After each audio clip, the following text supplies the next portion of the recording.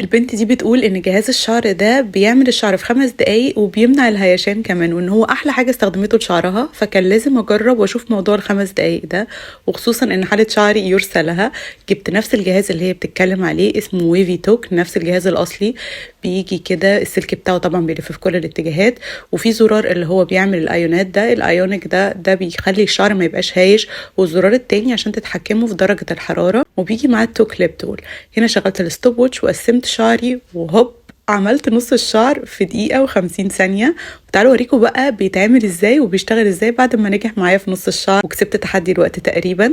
هنا في النص ده بصوا انا باخد الخصله كده، ما بتبقاش خصله رفيعه، بتمشوا فيها من تحت ومن فوق، وبصراحه فعلا احلى حاجه فيه انه مفيش اي هيشان في الشعر، برغم ان شعري بيهيش بسرعه قوي قوي. بس انا دلوقتي بحط لكم الصوت تاني يوم ولسه شعري زي ما هو كاني لسه عاملاه بالظبط، وبمشي كده على كل خصله من تحت ومن فوق. واحلى حاجه فيه ان هو بيعمل الروتس حلو جدا، فلو انت عامله تريتمنت والروتس بتاعتك دايما هي اللي فيها مشكله، فده هيوصل للروتس بمنتهى السهوله. وبمشي بس على كل خصله مرتين كده، بمشي كده بسرعه على الروت. كل شعر خد معايا 4 دقايق 36 ثانيه، يعني اقل من 5 دقايق اخدت النتيجه دي. بصراحه عملي قوي قوي، واللمعه اللي بيديها للشعر خطيره، عجبني جدا يا جماعه. بصراحه من احلى واسهل الاجهزه اللي ممكن تستخدميها، ما بيعملش اي تشابك في الشعر، وخطير خطير بجد. النعومه واللمعان اللي في شعري مش قادره اقاومه، وبس في 5 دقايق، ودي احلى حاجه.